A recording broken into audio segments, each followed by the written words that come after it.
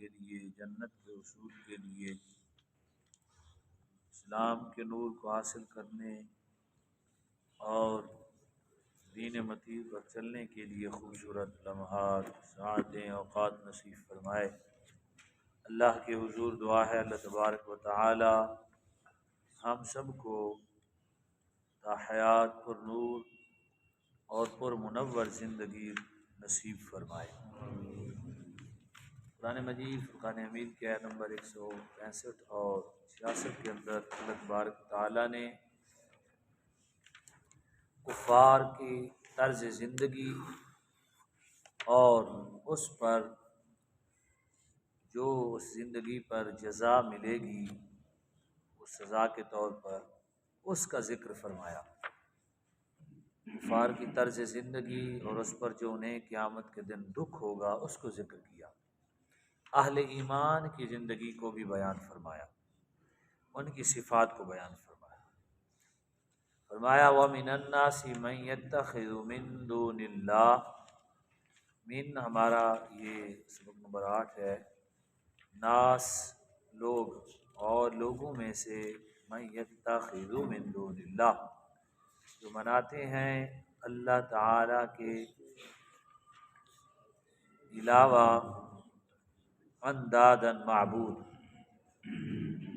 من دون اللہ اللہ کے سوا اندادن معبود بناتے ہیں، یحبونا اور معبود بنا کر وہ محبت کرتے ہیں، ہم ان سے، وہ جو انہوں نے معبود بنائے ان سے وہ محبت کرتے ہیں، کحب اللہ اللہ کی محبت کی طرح، جیسے اللہ سے محبت کی جانی چاہیے وہ بتوں سے محبت کرتے ہیں، وہ غیر اللہ سے محبت کرتے ہیں۔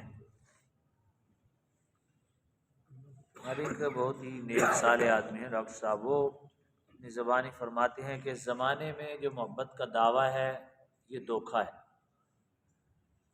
فرماتے ہیں یہ دھوکہ ہے۔ اس کی وجہ یہ ہے، فرمایا ہمیں چاہیے کہ ہم غور سے دیکھیں کہ ہمیں مال اور اولاد سے پیار ہے یا اللہ اور اس کے رسول سے پیار ہے، کیونکہ ہر چیز کا محبت کا ایک رزلٹ نکلتا ہے۔ فرماتے ہیں یہ ضرور امت کو اس جو تخیل ہے، ایک وہم ہے، اس وہم سے دنیا کو نکال کر حقیقت کی طرف لے جانا چاہیے۔ اس وقت کیونکہ محبت کے لفظ کو اس قدر عام کر دیا گیا ہے، عشق کا ذرہ کسی کو نصیب ہو جائے نا، سبحان اللہ، اس کی زندگی عجب سے عجب تر ہو جاتی ہے۔ محبت کے لمحات جو ہوتے ہیں وہ نرالے ہوتے ہیں، اور وہ دنیا سے کٹ کر اپنی لذت کے اندر اس قدر وہ لمحات مستغرق ہوتے ہیں کہ کائنات کی لذتیں ہیج ہو جاتی ہیں، اور صاحب محبت کی نگاہ دنیا کی طرف نہیں اٹھتی۔ داعی محبت لاکھوں ہیں، اسی طرح شعراء بھی تخیل میں وہ زمین سے بندے کو اٹھا کر عرش سے اوپر پہنچا دیتے ہیں، ہم ان کے شاعروں کو قرآن حدیث سمجھ بیٹھتے ہیں، اس کا اپنا خیال ہے، تخیل ہے۔ تخیلات اور توہمات میں قوم کو ڈال دیا گیا، اس لیے دین کے ساتھ نفرت کا بہترین طریقہ اس زمانے میں طویل نعت پڑھی جائے، اور جب اللہ رسول اور دین کی بات آئے تو عوام سو جائے، ان کے دل میں دین کی نفرت ہوگی، وہ تھکے ہوئے ہوں گے، اور یہ پتہ نہیں کہاں سے سنت نکالی ہے، پہلے نعت پڑھنی ہے اور بعد میں تقریر کرنی ہے اور بعد میں خطاب کرنا ہے، یہ اپنی طرف سے من گھڑت ہے۔ ویسے اپنی مجالس اور محافل کو دیکھنا چاہیے کہ کتنی یہ رسول اللہ سے مشابہ ہیں، ہمارے آقا و مولا۔ نعت پڑھنا جرم نہیں، استغفر اللہ، یہ عاشقوں کا کام ہے، لیکن عاشق ہوں تبھی بات ہے نا۔ تخیلات میں جو عاشق بنے، نہ عملاً بنے، نہ وہ معاشی اور معاشرتی اور مالی طور پر بنے، مال بھی عشق کے جو ہے نا جھانکا دے کر مال بھی جمع فرمائیں اور دنیا بھی بنائیں اور عاشق کے عاشق بھی رہیں، تو صحابہ کرام ہمارے لیے دلیل ہے۔ اللہ اکبر۔ اللہ رب العزت نے قرآن مجید میں اور مقام پر بھی فرمایا ہے کہ انہوں نے خواہش کو خدا بنا لیا ہے۔ اس کو خدا بنا لیا ہے خواہش، جو دی چاہے گا وہی دین ہوگا، دین وہی ہے جو میں عمل کرتا ہوں، اس کے علاوہ سارا کفر ہے۔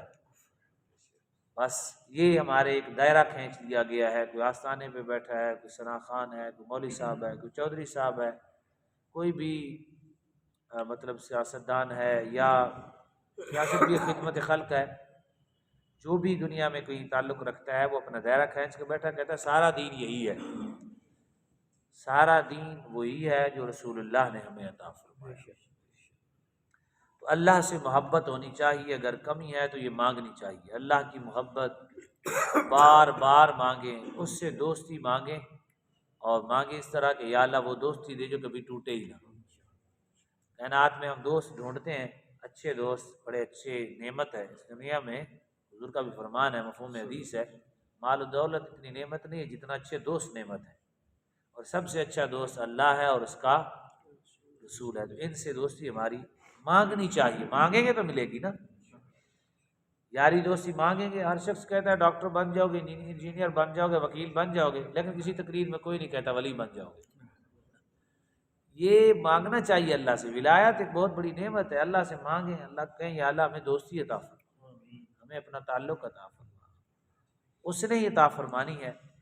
اللہ فرماتا ہے والذین آمنوا اشد حبا للہ، فرمایا اہل ایمان تو اللہ سے سخت محبت کرتے ہیں، اللہ سے سخت محبت کرتے ہیں۔ سخت محبت کیسے ہوتی ہے؟ وہ یہی ہے کہ اللہ کے قانون کی پاسداری، اس کے احکام کو بجا لانا۔ سخت محبت کیسے تھی؟ حضرت ابراہیم علیہ السلام چیخے میں چلے گئے لیکن کسی کی مانی نہیں، رسول اکرم صلی اللہ علیہ وسلم نے مکہ چھوڑا، 13 سال ہر طرح کی تکلیفوں کو برداشت فرمایا، لیکن اشد حبا للہ، صحابہ کرام رضوان اللہ تعالی مجمعین بھی اسی طرز میں زندگی گزارتے رہے۔ اس لیے اہل ایمان جو ہے وہ صرف اللہ سے محبت کرتے ہیں اور انہیں اشد محبت ہوتی ہے، اور اللہ نے ہمیں بتا دیا کہ میری محبت کا طریقہ کیا ہے، وہ اتباع مصطفیٰ ہے۔ لاکھ بار کوئی کہتا رہے کہ مجھے اللہ سے محبت ہے، یہی طریقہ اپنایا تھا۔ رؤسائے قریش نے حضور مکے کے ساتھ تشریف فرما تھے، انہوں نے کہا کہ تم کیا چاہتے ہو؟ اللہ سے ہم پیار کریں، اللہ کی مان ہے؟ حضور نے فرمایا ہاں۔ انہوں نے کہا بس ہم آپ کو نہیں مانتے، اللہ کو مانتے۔ اعتراض ہی کرنا تھا نا، ہم آپ کو نہیں مانتے، ہم اللہ کو مانتے، اس سے محبت کریں گے۔ تب قرآن کی آیت اتری قل ان کنتم تحبون اللہ فاتبعونی یحببکم اللہ، اگر تم اللہ سے محبت کرنا چاہتے ہو تو پھر تمہیں اتباع حبیب اپنانی پڑے گی۔ یہ اللہ رب العزت نے ہمیشہ کے لیے قانون مسلم عطا فرما دیا کہ محبت خدا اتباع مصطفیٰ کے نتیجے میں نصیب ہوتی ہے۔ انسان محب نہیں بلکہ اللہ فرماتا ہے قل ان کنتم تحبون اللہ فاتبعونی یحببکم اللہ، اللہ اکبر۔ انسان تو بننا چاہتا تھا محب خدا، اتباع مصطفیٰ اتنی بڑی نعمت ہے وہ محبوب خدا بنا دیتی ہے، یعنی محب اللہ بن جاتا ہے، اللہ اس سے محبت فرماتا ہے۔ وَلَوْ يَرَى الَّذِينَ ظَلَمُوا إِذْ يَرَوْنَ الْعَذَابَ، اگر دیکھیں وہ لوگ جنہوں نے ظلم کیا اور جب وہ عذاب کو دیکھیں گے، اللہ اکبر، یہ اللہ رب العزت قبل از وقت ہمیں سمجھا رہا ہے کہ جب کوئی عذاب کو دیکھے گا تو پھر اس کا بڑا برا حال ہوگا۔ ان القوت للہ جمیعا، ساری قوتیں کس کی ہیں جی؟ اللہ کی، جمی کی جمی، ساری قوتیں اللہ، کسی کے پاس کوئی قوت نہیں ہے، دراصل وہ ایک سمجھ لیں سبب ہے، اصل قوت کس کی ہے؟ اللہ کی۔ ہمیں قوت ہے تو وہ کس کی ہے؟ رسول اللہ صلی اللہ علیہ وسلم کو جو کچھ اللہ نے عطا فرمایا وہ کس کا ہے؟ خود رسول کس کے ہیں؟ سبحان اللہ، کتنی وہ مقدس ذات ہے، کتنی وہ پاک ذات ہے، اور کیسی اسی کو ہی جچتا ہے وحدہ لا شریک ہونا، وہی معبود حق ہے، وہی مسجود ہے، وہی محبت۔ اور اس لیے اتباع مصطفیٰ، اللہ نے فرمایا کہ حضور کی اتباع سے محبت خدا نصیب ہوتی ہے۔ امام الانبیاء کے بغیر جو محبت کرے گا وہ بھٹک جائے گا، کسی اور راہ پہ چلا جائے گا۔ وَأَنَّ اللَّهَ شَدِيدُ الْعَذَابِ، قوتیں ساری اللہ کے پاس ہیں اور اللہ تعالیٰ سخت عذاب دینے والا ہے۔ جہاں وہ رحمان ہے، جہاں وہ رحیم ہے، وہاں وہ پکڑ بھی کر سکتا ہے۔ اگلی آیت میں اللہ تبارک و تعالیٰ نے کافروں کا طرز زندگی جو قیامت کے دن ہوگا وہ بیان کیا کہ تم محبت کرتے ہو بتوں سے، تمہیں محبت اوروں سے، یاد رکھیں جس سے مرضی محبت ہو جائے، پیر ہو، فقیر ہو، مولوی ہو، نعت خوان ہو، اگر وہ اللہ رسول تک نہیں پہنچائے تو وہ چراغ ایسا ہے جو بجھ گیا ہے، اس چراغ کا وزن نہ اٹھائیں۔ چلو پھینکنا نہیں چاہتے تو کہیں رکھ دیں، پہلے تو پھینک دینا چاہیے، چلو پھینکنا نہیں چاہتے تو کہیں رکھ دیں، اس کے قریب نہ جائیں، وہ راہ راست پر نہیں لے جائے گا۔ اگر وہ ساری زندگی اپنی پوجا کرائے، ساری زندگی اپنی باتیں کرائے، نہ آپ کو اس کے پاس بیٹھے ہوئے رب کی محبت نصیب ہو، رسول اللہ صلی اللہ علیہ وسلم کی محبت نصیب ہو، تو ہم نے اسے کیا لینا ہے؟ ہم نے اسے کیا لینا ہے؟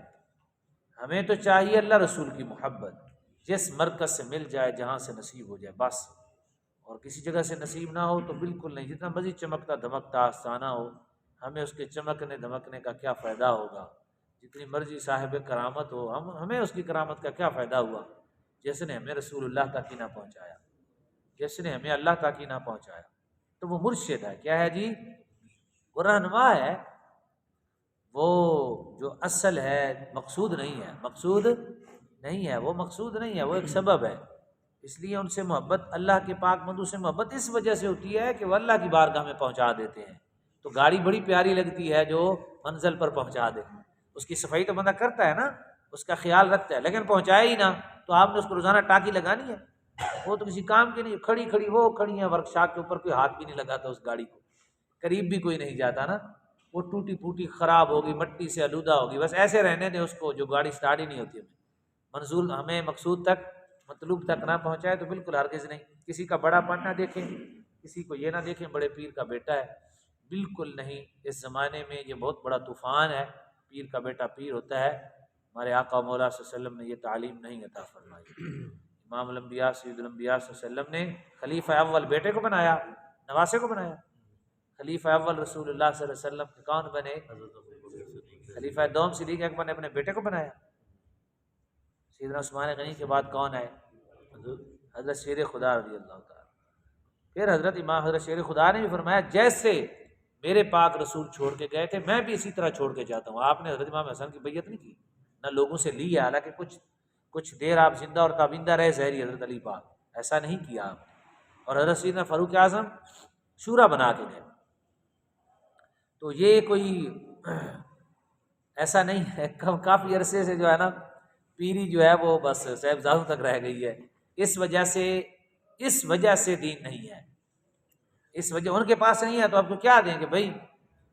میرے والد صاحب مجھے کہتے تھے بیٹا فلاں نے فلاں کی عزت نہیں، کہتے بیٹا اس کے پاس عزت ہوگی تو وہ کرے گا، اس کے پاس خود وہ عزت دار ہوگا تو آپ کی عزت کرے گا۔ کبھی بھی معزز آدمی عام آدمی کی بھی عزت کرے گا، اس کے پاس ہے نا، اس نے استعمال تو کرنی ہے کہ نہیں کرنی؟ جس کے پاس نہیں ہے آپ جو کچھ مرضی اسے سمجھا لیں، اس نے نہیں کرنی، اس کے پاس ہے ہی نہیں بھائی۔